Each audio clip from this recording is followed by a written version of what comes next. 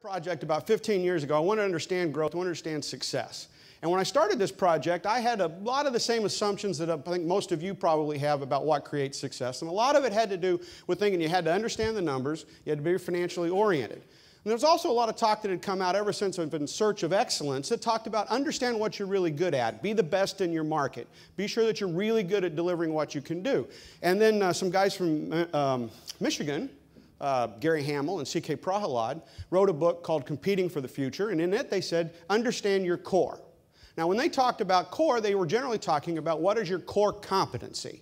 What is your core capability? It might be your core technology or your core customer groups. So a lot got started to be talked about this notion of core, and then Jim Collins came along and he wrote a book called Good to Great. And in Good to Great he says not only do you need to know your core, but he starts talking about something he calls a hedgehog concept. You know the thing you've got to be really, really good at, and then be very, very good at it, and then get very focused. Get everybody on the bus, or get them off the bus, right? Get everybody in their seat, make sure they know where they're going to go. So this is sort of 25 years that we've had this kind of development talking about core and focus. So I started off this project saying, well, obviously the source of success is going to somehow relate to core and focus, right? Recently I had the opportunity to take a look at Good to Great. Y'all ever seen that book? Yeah, you familiar with it? You ever read it? Yes. Okay. Do you remember he has a list of these good to great companies?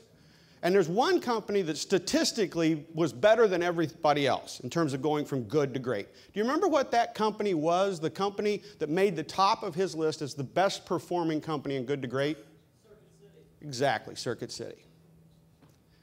Now, if you were to walk into a bookstore today and say, I don't know much about business, I want a book to read, give me something to start, they're likely to take you over to the end cap where you'll find Good to Great. It would seem to me the natural thing to do would be to open that book, see this list of companies, and say, how have those companies fared over the last 10 years? Of course, the first one you're going to see is Circuit City. Out of business. The reality is that he wrote that book, published it in 2001. Had you taken and put $1,000 into all of the stocks that he recommended, and take a like amount of money and invest it in any index, the Dow Jones Industrial Average, the S&P 500, I don't care which index you want to pick. And we know that the last decade hasn't been great for most of the indexes, right?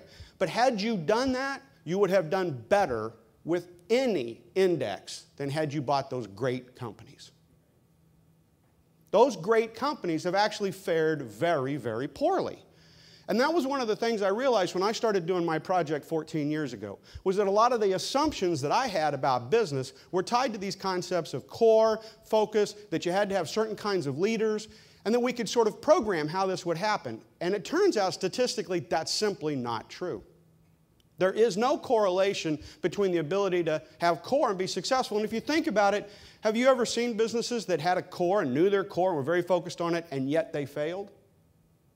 Well, if some percentage of people would follow that advice and then fail, we have to start questioning the advice, right? And then you find out there's really no statistical correlation to it. It's more a matter of picking out 12 companies you like and then saying, oh, look, they knew their core and they were focused on it. So the first thing that I came to realize was that knowing your core and being focused on your core competencies does not lead to success. In fact, it tends to lead to failure. Because these companies that get very, very focused get their legs cut out from under them. This morning we heard the story about Kodak, right?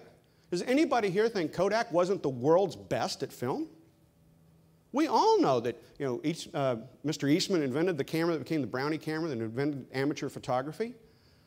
Kodak was a great company that truly understood its core and was extraordinarily focused on it. Yet, we heard Mr. Hazlett say they were at the brink, the precipice of disaster, losing $15 billion of revenue in something like 5 years because markets shift.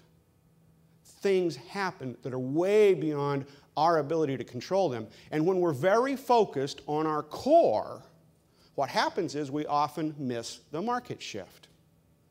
So now what we've started to understand is that what's really important to success is understanding how we get locked in to the way we always think about doing things. And because we're locked in, we start to reject opportunities.